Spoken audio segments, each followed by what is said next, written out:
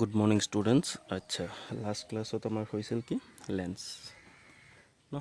চ' lens এইখিনিতে complete. আৰু এটা কুৱেশ্যন আছে, মই বাৰু পিছত এইটো কৰাই দিম। এটা কুৱেশ্যন আছে আৰু মষ্ট ইম্পৰ্টেণ্ট কুৱেশ্যনটো ৰৈ গৈছে, সেইটো হ'ল লেন্স নিৰ্মাতাৰ সমীকৰণ। হা, আৰু এইটো মই এদিন টাইম লৈ এইটো কুৱেশ্যন কৰাই দিম। চ' আজি ষ্টাৰ্ট কৰোঁ প্ৰিজম। অ'কে, নতুন টপিক। চ' প্ৰিজম কাক কয় চাই লোৱা। কৈছে তিনিখন আয়তকাৰ আৰু দুখন ত্ৰিভুজাকাৰ পৃষ্ঠৰ মাজত আবদ্ধ হৈ থকা প্ৰতিসাৰক মাধ্যমৰ খণ্ড বিশেষক কি বুলি কোৱা হয়? প্ৰিজম বুলি কোৱা হয়। চোৱা, তিনিখন আয়তকাৰ, এইটো এটা আয়তকাৰ, এইটো এটা আয়তকাৰ, এইটো এটা আয়তকাৰ, আৰু তলৰ পৃষ্ঠত চোৱা এটা আয়তকাৰ আছে। চ' কৈছে তিনিখন আয়তকাৰ আৰু দুখন ত্ৰিভুজাকাৰ। ত্ৰিভুজাকাৰ কি? এইটো এটা পৃষ্ঠ, এইটো হ'ল ত্ৰিভুজ, আৰু বেক চাইড যোনটো আছে এইটো এটা ত্ৰিভুজ। চ' দুখন ত্ৰিভুজাকাৰ আৰু তিনিখন আয়তকাৰ পৃষ্ঠৰ থকা প্ৰতিসাৰক মাধ্যমৰ খণ্ড বিশেষক কি বুলি কোৱা হয়? প্ৰিজম। জেনেৰেলি প্ৰিজম কাচেৰেই বনোৱা হয়। অ'কে, ক্ৰাউন গ্লাছৰে বনোৱা হয়, ফ্লিন গ্লাছৰে বনোৱা হয়। অ'কে, আচ্ছা, এইটোৰ কাৰণে কৈছে প্ৰতিসাৰক পৃষ্ঠৰ, চ' যাৰ মাজেৰে ৰশ্মি পাৰ হ'ব পাৰে। অ'কে, আচ্ছা, আয়তকাৰ পৃষ্ঠকেইটা মিলিত হোৱা ৰেখা তিনিডালক কি বুলি কোৱা হয়? প্ৰিজমৰ শীৰ্ষ। শীৰ্ষ বোলে এইটো হ'ল প্ৰিজমৰ পিক পজিশ্যন। অ'কে, এইটো হ'ল শীৰ্ষ পজিশ্যন, এইটো শীৰ্ষ দি দিলোঁ, এইটো এইটো এইটো। আচ্ছা, প্ৰিজম তুমি যদি উল্টাকৈ ৰাখা, এনেকৈ যদি ছাইড কৰি ৰাখা, তেতিয়াহ'লে এইটো শীৰ্ষ হৈ যাব, আৰু এনেকৈ ৰাখিলে এইটো শীৰ্ষ, আৰু এনেকৈ যদি উল্টাই ৰাখা তেতিয়াহ'লে এইটো কি হ'ব? শীৰ্ষ পইণ্ট। অ'কে, আচ্ছা, আৰু এই এংগেলটোক কি বুলি কোৱা হয়? প্ৰিজম কোণ। অ'কে, বা এই এংগেলটোক কি বুলি কোৱা হ'ব? প্ৰিজম কোণ, বা এই এংগেলটোক প্ৰিজম কোণ। অ'কে, তেতিয়াহ'লে কোৱাচোন যে সমবাহু প্ৰিজমৰ ত্ৰিভুজ কোণ কিমান হ'ব? প্ৰিজম কোণ কিমান হ'ব? চ' সমবাহু প্ৰিজমৰ প্ৰিজম কোণ হ'ব 60 ডিগ্ৰী, কাৰণ সমবাহু প্ৰিজমৰ প্ৰত্যেককেইটা কোণ কিমান হ'ব? সমান হ'ব। যদি সমান হয়, এনেওতো আমি ক্লাছ 10ত পাইছিলোঁ যে ত্ৰিভুজত তিনিটা কোণৰ সমষ্টি কিমান? 180 ডিগ্ৰী। চ' এটা কিমান হ'ব? 60 ডিগ্ৰী। চ' সমবাহু প্ৰিজমৰ প্ৰিজম কোণ কিমান? 60 ডিগ্ৰী। মনত থাকে যাতে পইণ্টটো। অ'কে, আচ্ছা, প্ৰিজমৰ ওপৰত প্ৰিজমটো কিয় ইম্পৰ্টেণ্ট? কাৰণ এইটো প্ৰেক্টিকেলত আছে, কিন্তু ছেকেণ্ড ইয়েৰৰ প্ৰেক্টিকেলত প্ৰিজম আছে। অ'কে, সেইটোৰ কাৰণে চাই ল'ব, অলপ ভালদৰে বুজি ল'ব। আচ্ছা, চ' প্ৰিজমৰ প্ৰথম কুৱেশ্যন, এইটো কুৱেশ্যন হিচাপে আহে, হেডিং হিচাপে পাৰে, দুই মাৰ্ক কেৰি কৰে এইটো কুৱেশ্যনত। এই কুৱেশ্যনটো ইম্পৰ্টেণ্ট আছে। হা, চ' মনত কৈছে কি সমবাহু প্ৰিজমৰ মাজেৰে প্ৰতিসৰিত ৰশ্মিৰ বিচ্যুতিৰ বাবে ডেল্টা ইকুৱেল টু কি? I plus I dash minus A সম্বন্ধটো স্থাপন কৰা। তোমাক এই সম্বন্ধটো প্ৰিজমৰ পৰা স্থাপন কৰিব কৈছে। আচ্ছা, তাৰ আগত কৈ দিওঁ বিচ্যুতি কোণ মানে কি? বিচ্যুতি কোণ হ'ল, ধৰা ৰশ্মি এটা চিধা যাব লাগে, কিন্তু প্ৰিজমত পৰি যদি এনেকৈ গুচি যায়, তেতিয়াহ'লে এই কোণটোক কি বুলি কোৱা হ'ব? বিচ্যুতি। মানে কিমান স্থানৰ চ্যুতি ঘটিছে। অ'কে, কিমান ৰশ্মিটো ধৰা এনেকুৱা দিশত যাব লাগিছিল, এইটো দিশত যাব লাগিছিল, যদি এনেকৈ গুচি যায়, তেতিয়াহ'লে এই কোণটোক কি বুলি কোৱা হয়? বিচ্যুতি কোণ। মানে স্থানচ্যুতি, কিমান এংগেলত কাটিছে, কিমান এংগেল কোণ, মানে কিমান কোণ কৰি ৰশ্মিটো বিচ্যুতি ঘটিছে, ডেভিয়েশ্যন। অ'কে, আচ্ছা, চ' ডেভিয়েশ্যন ডেল্টাৰে বুজায়। চ' ডেল্টা ইকুৱেল টু কি? ডেল্টাৰেও বুজায়, ডিৰেও বুজায়, কেপিটেল ডিৰেও বুজায়। অ'কে, আচ্ছা, চ' ডেল্টা ইকুৱেল টু কি প্ৰমাণ কৰিব গৈছে? I plus I dash minus A. Okay, আচ্ছা, ত' আমি আগত বুজিলোঁ I আৰু I ডেছ আৰু এ কি বুজাই আছে। অ'কে, আচ্ছা, সেইটো কাৰণে এটা চিত্ৰ আঁকিলোঁ। চোৱা, চিত্ৰটো ভালদৰে বুজিবা। হা, ABC এটা প্ৰিজম। অ'কে, প্ৰিজমৰ কেইটা পৃষ্ঠ? এটা, দুটা। অ'কে, তলৰ পৃষ্ঠটোৰ কোনো কাম নাই। আচ্ছা, AB পৃষ্ঠৰ এই ৰেখাটো হ'ল অভিলম্ব। চ' AB পৃষ্ঠৰ ওপৰৰ পৃষ্ঠৰ, ABৰ দুটা পৃষ্ঠ আছে, এটা ওপৰত, এটা হ'ল ভিতৰত। অ'কে, চ' ওপৰৰ পৃষ্ঠৰ হ'ল এই ৰেখাটো হ'ল অভিলম্ব, আৰু AB পৃষ্ঠৰ আৰু এই ডটটো হ'ল ভিতৰৰ পৃষ্ঠৰ অভিলম্ব। অ'কে, তেনেকৈ AC পৃষ্ঠৰ, ABC প্ৰিজমৰ AC পৃষ্ঠৰ এই ৰেখাটো হ'ল AC পৃষ্ঠৰ ওপৰৰ অভিলম্ব। অ'কে, আৰু AC পৃষ্ঠৰ ভিতৰৰ অভিলম্ব কোণ? এইটো, এইয়া ডট দিয়াটো। অ'কে ভালদৰে এইটো চাবা আচ্ছা চ' কি কৰিলোঁ এটা ৰশ্মিক আমি আপতিত হ'ব দিলোঁ প্ৰিজমৰ প্ৰথম পৃষ্ঠত এ বি পৃষ্ঠত এই পি কিউ ৰশ্মিটোক আপতিত হ'ব দিলোঁ পি কিউ ৰশ্মি যেতিয়া এ বি পৃষ্ঠত প্ৰতিফলিত হ'ব প্ৰতিফলিত হৈ এইটো কি অভিলম্বৰ কাষ চাপি আহিব সেইটোৰ কাৰণে এনেকৈ গৈ ই কাষ চাপি আহিছে অ'কে আচ্ছা কিন্তু একচুৱেলি পি কিউ ৰশ্মিটো যাব লাগিছিল কি কিউ টি পথেৰে যাব লাগিছিল অ'কে সেইটোৰ কাৰণে এইখিনি কি কি দিলে ডট ডট দি বুজাই দিলে অ'কে আচ্ছা পি কিউ ৰশ্মি প্ৰতিফলিত হৈ এ বি পৃষ্ঠত যিহেতু অভিলম্বৰ কাষ চাপি আহিব তো এনেকৈ এইটো পথেৰে গুচি যাব কোনটো পথেৰে কিউ আৰ পথেৰে গুচি যাব অ'কে আচ্ছা কিউ আৰ পথেৰে যেতিয়া গুচি যাব কোনটো পৃষ্ঠত প্ৰতিফলিত হ'ব এ চি পৃষ্ঠত প্ৰতিফলিত হ'ব চ' প্ৰিজমৰ দ্বিতীয় পৃষ্ঠ এ চিত কিউ আৰ ৰশ্মি প্ৰতিফলিত হৈ কোনটো পথেৰে পাৰ হৈ যাব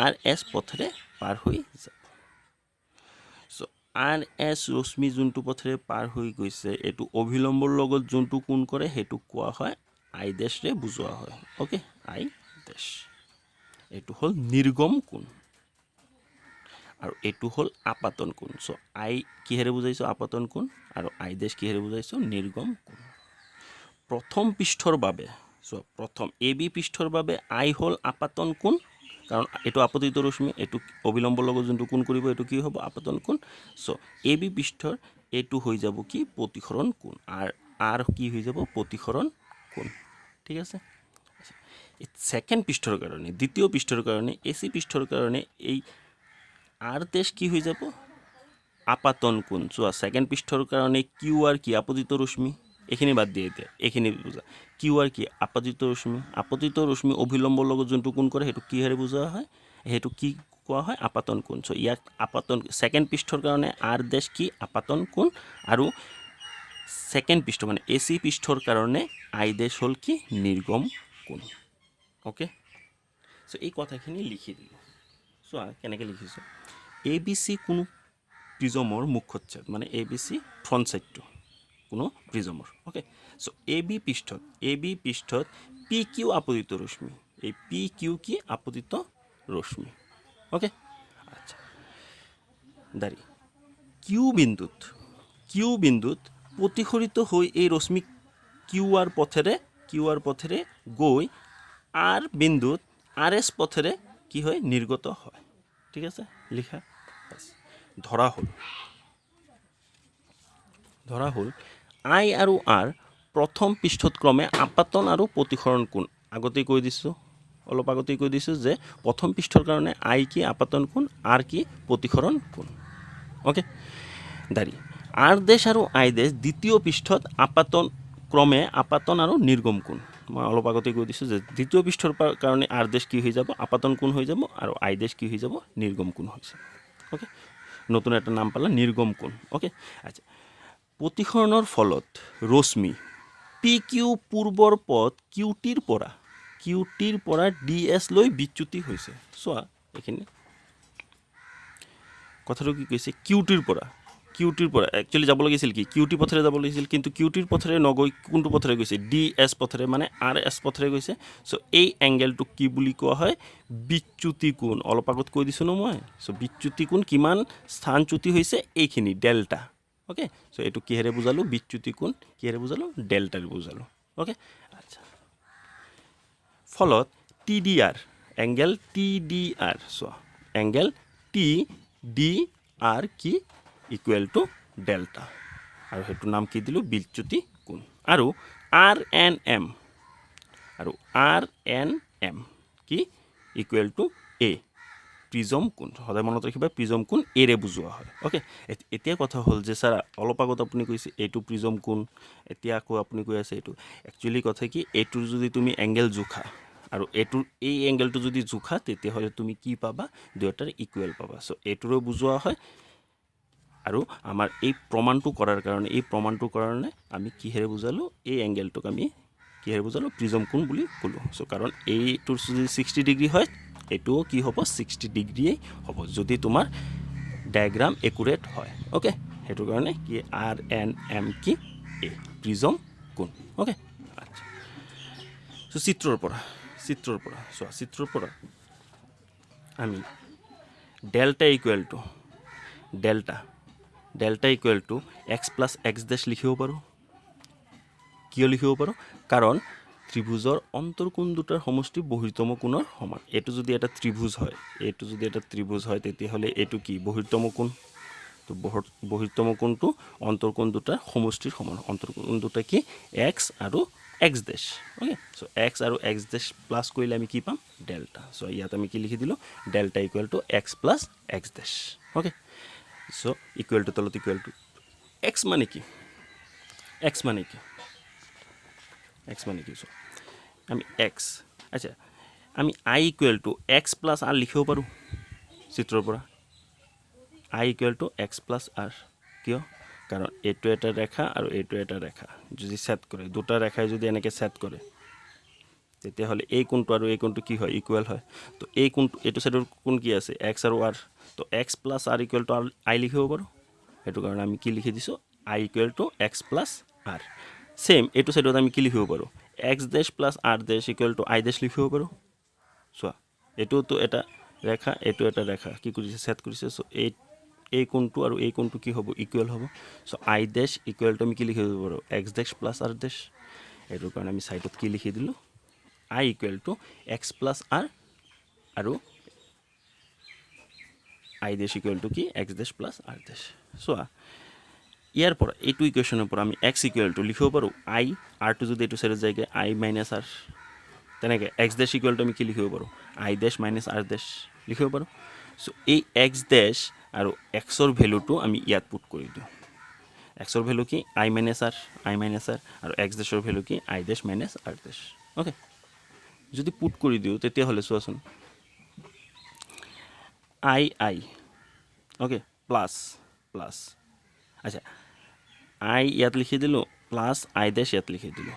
ইয়াত কি আছে মাইনাছ আৰ, ইয়াত কি আছে প্লাছে মাইনাছে minus. So' r dash so' i plus i dash minus এই দুটাৰ পৰা মাইনাছ কমন টানি ভিতৰত এনেকৈ লিখিব পাৰোঁ r plus R dash bracket. যদি পাৰোঁ তেতিয়াহ'লে আমি এইটোতো লিখিব পাৰোঁ delta equal to i plus i dash minus r plus R dash মানে কি আৰ প্লাছ আৰ ডেছ মানে কি এ। চোৱা আৰ প্লাছ আৰ ডেছ কেনেকৈ এ হ'ল।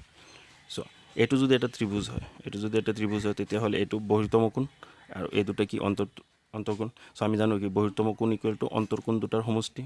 অন্তৰ্কোণ দুটা কি আছে অন্তৰ্কোণ দুটা কি আছে R plus R dash. So' R আৰু আৰ ডেছ চ' দুটাৰ সমষ্টি মানে কি R plus R dash equal to কি লিখিব পাৰোঁ এংগেল এ। সেইটোৰ কাৰণে আমি এ ইকুৱেল টু কি লিখি দিলোঁ R plus R dash.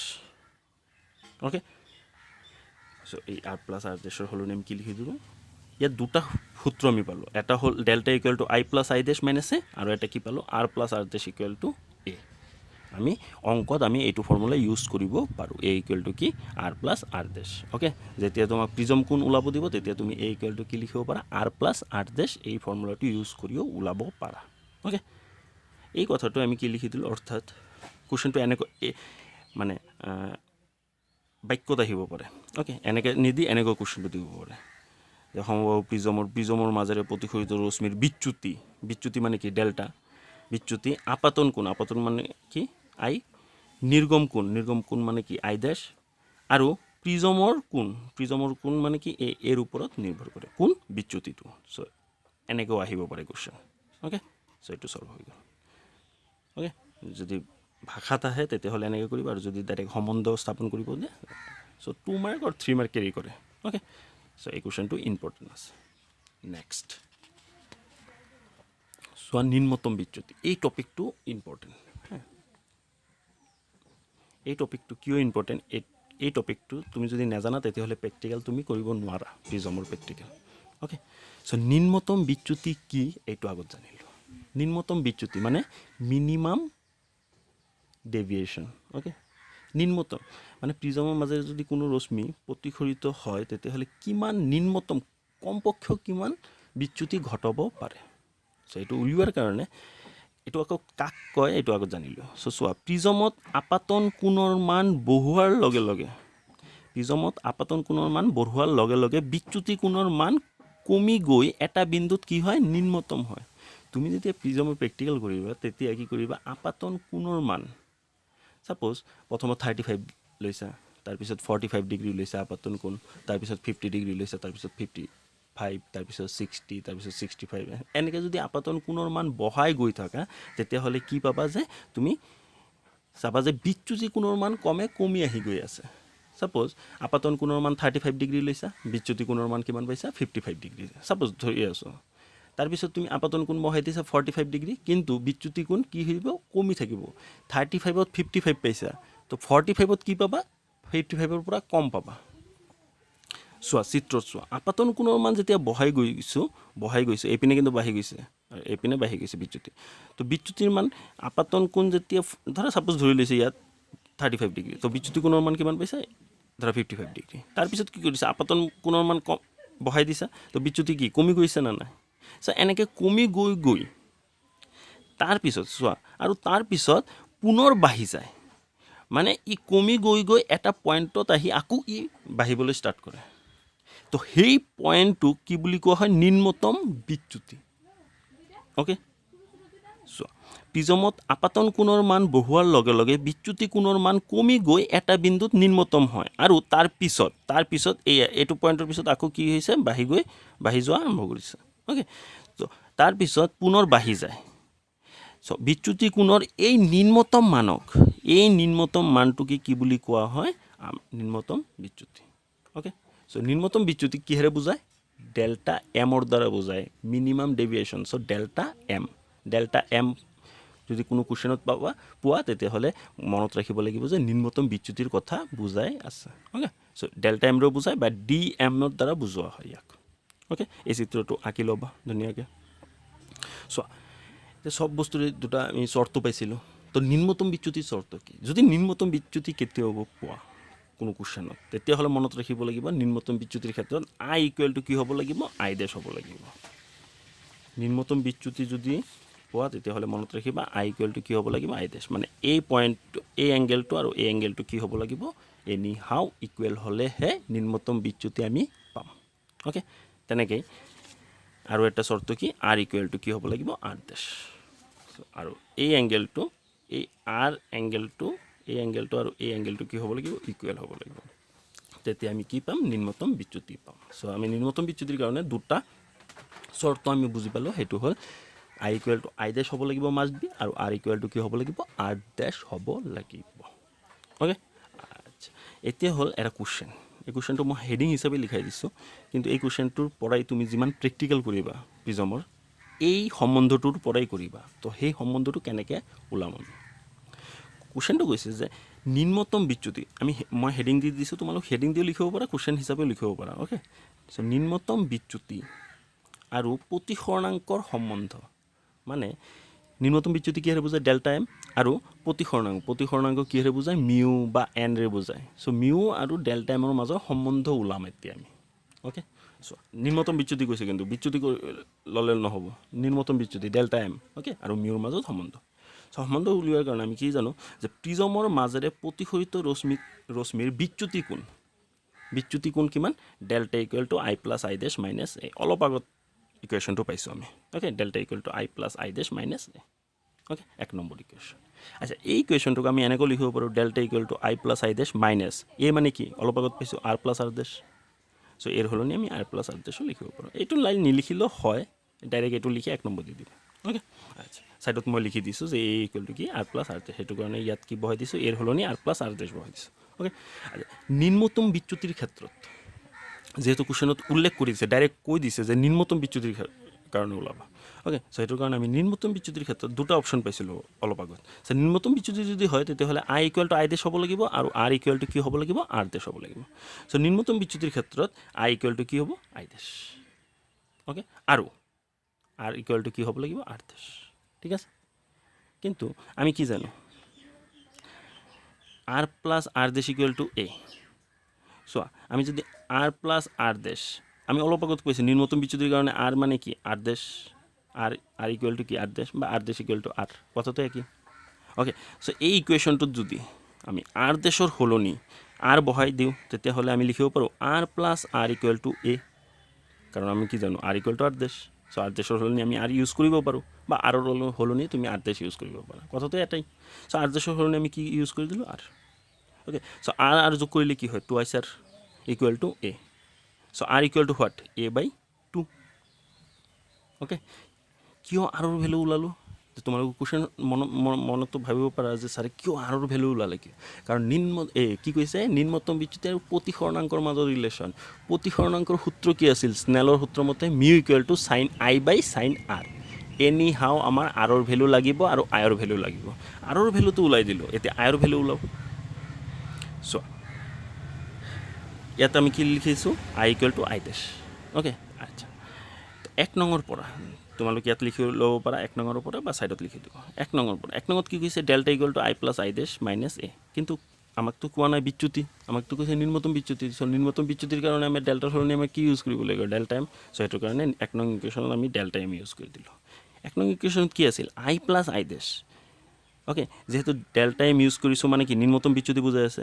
I plus i ডেছ চ' অলপ আগত পাইছোঁ কি নিম্নতম বিচ্যুতিৰ কাৰণে আই ইকুৱেল টু কি হ'ব লাগিব আই ডেছ হ'বই লাগিব চ' এই ইকুৱেশ্যনটোত আই ডেছৰ সলনি আমি কি ইউজ কৰি দিলোঁ আই ইউজ কৰি দিলোঁ তো আই আৰু আই যোগ কৰিলে কি হ'ব টুৱাইছ আই সেইটো কাৰণে আমি ডাইৰেক্ট লিখি দিছোঁ twice i minus minus A okay from 1 নঙৰ পৰা অ'কে কুৱেশ্যন তোমালোকৰ বুজাত অলপ অসুবিধা হ'ব পাৰে যে ছাৰে ক'ৰ পৰা ডেল্টা এম ইউজ কৰিছে কাৰণ ইয়াতো ডেল্টা আছিল চ' মনত ৰাখিব লাগিব নিম্নতম বিচ্যুতিৰ কথা কৈছে চ' ডেল্টাটো ইউজ কৰিব নোৱাৰিম ডেল্টাটো বিচ্যুতি বুজাই আছে চ' ডেল্টা এম ইউজ কৰিছোঁ আমি অ'কে আৰু i plus i dash i equal to i dash হ'ব লাগিব চ' আই ডেছ মানে কি আই চ' ইয়াত আমি আই ডেছৰ সলনি আই ইউজ কৰি দিছোঁ so' i twice i minus A okay so' A যদি এইটো ছাইডত আহি যায় কি হ'ব delta m plus A equal to twice i so' i যদি এটা ছাইডত ৰাখি দিওঁ তেতিয়াহ'লে টুটো কি হৈ যাব এইটো তলত আহি যাব চ' ডেল্টা এম প্লাছ এৰ তলত কোন আহি গ'ল 2 অ'কে চ' আই আৰু আৰৰ ভেলু ওলাই গ'ল আমাৰ অ'কে চ' আমি কি জানো প্ৰতিসৰণাংক মিউ ইকুৱেল টু কি জানো আমি প্ৰতিসৰণাংক mu equal to sine i by sine r so' mu equal to এইটো মিউ কিন্তু হা mu equal to sine i মানে কি অলপ আগত পাইছোঁ delta m plus A by 2 বহাই দিলোঁ আৰু আৰ কি পাইছোঁ এ বাই এই সমীকৰণটোৰ পৰা চোৱা বক্স বনাই ৰাখিছোঁ মই এইটো মষ্ট ইম্পৰ্টেণ্ট হা প্ৰেক্টিকেলৰ কাৰণে এনেও জেনেৰেল এই টেষ্টতো আহে বা মেইন পৰীক্ষাটো আহে থিয়ৰীৰ কাৰণে ইম্পৰ্টেণ্ট প্ৰেক্টিকেলৰ কাৰণে ইম্পৰ্টেণ্ট এই ইকুৱেশ্যনটো ইউজ কৰি তোমালোক প্ৰেক্টিকেল কৰিব লাগিব প্ৰিজমৰ প্ৰেক্টিকেল অ'কে চ' এটা সমীকৰণ পালোঁ সেইটো হ'ল কি mu equal to sine delta m plus A by 2 whole divided by sine A by 2 মনত ৰাখিব এইটো প্ৰতিসৰণাংক আৰু নিম্নতম বিচ্যুতিৰ মাজৰ ৰিলেশ্যন সম্বন্ধ অ'কে আচ্ছা এইটো ফৰ্মুলা ইউজ কৰি এটা অংক কৰিম আজি অংকটো হ'ল চোৱা কৈছে এখন প্ৰিজমৰ কোণ কিমান এ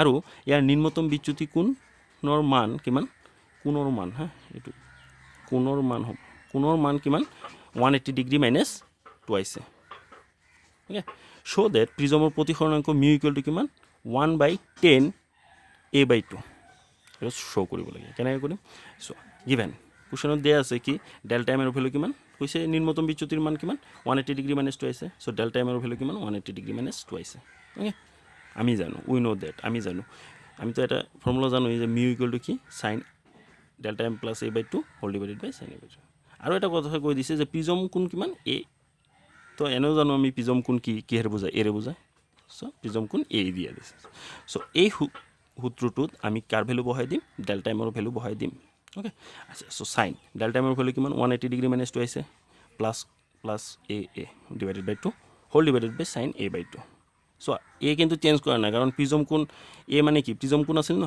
এ মানে কি আছিল প্ৰিজম কোণ আছিল চ' প্ৰিজম কোণ কিন্তু ইয়াত যিহেতু এ কৈছে এ লিখিছোঁ ইয়াত যদি বি ক'লে হয় ইয়াত বি লিখিলোঁ হয় কিন্তু অ'কে আচ্ছা চ' মিউ ইকুৱেল টু চাইন আচ্ছা 180 ডিগ্ৰী দুটা এৰ পৰা এটা এ গুচি গ'লে কেইটা এ থাকে এটা এ থাকে কিন্তু ডাঙৰৰ আগত কোন আছে মাইনাছ আছে so' minus so' 180 degree minus A by 2 whole divided by sine A by 2 okay so' mu equal to sine 180 degree divided by 2 মানে কিমান 90 ডিগ্ৰী চ' 90 ডিগ্ৰী লিখি দিলোঁ minus A by 2 okay I think বুজি পাইছা চ' sign A by 2 তলত কি আছে sine A by 2 okay so' mu equal to আচ্ছা ক্লাছ 10ত এটা সূত্ৰ পাইছিলোঁ sine 90 degree minus theta equal to কি আছিল কছ থিটা আছিল নে নাই ASTC ফৰ্মুলাত মতে বা এইটো ডাইৰেক্ট ফৰ্মুলা আছিল আমাৰ চ' 90 ডিগ্ৰী মাইনাছ থিটা যদি কছ থিটা হয় তেতিয়াহ'লে 90 ডিগ্ৰী মাইনাছ এ বাই 2 কি হ'ব কছ এ বাই 2 হ'ব কাৰণ থিটাৰ সলনি ইয়াত কিমান আছে a/2 আছে so' cos a/2 okay whole divided by sin a/2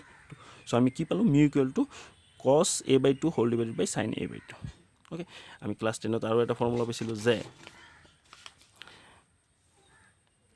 sin theta by cos theta equal to কি আছিল tan থিটা আছিল তেতিয়াহ'লে cos থিটা বাই sin থিটা কি হ'ব cot থিটা হ'ব তো আমাৰতো ইয়াত cos a/2 বাই sin a/2 আছে চ' এইটোৰ সলনি আমি কি লিখিব পাৰোঁ cot a/2 লিখিব পাৰোঁ চ' মিউ ইকুৱেল টু আমি কি লিখি দিলোঁ cot a/2 okay cot a/2 যেতিয়া লিখি দিছোঁ তেতিয়াহ'লে cot মানে কি cot মানে কি cot থিটা মানে কি আছিল 1/tan থিটা আছিল নে নাই চ' cotৰ সলনি আমি কি লিখি দিলোঁ 1/tan a/2 থিটাটো নাই a/2 আছে এইটোৱে প্ৰমাণ চ' কমপ্লিট অ'কে আচ্ছা নেক্সট ক্লাছত আৰু অংক হ'ব হা এইটো চেপ্টাৰ মানে এইটো পাৰ্টৰ ওপৰত প্ৰিজমৰ পাৰ্ট চ' প্ৰিজমৰ পাৰ্টটো ভালদৰে চাবা হা ষ্টুডেণ্ট বাই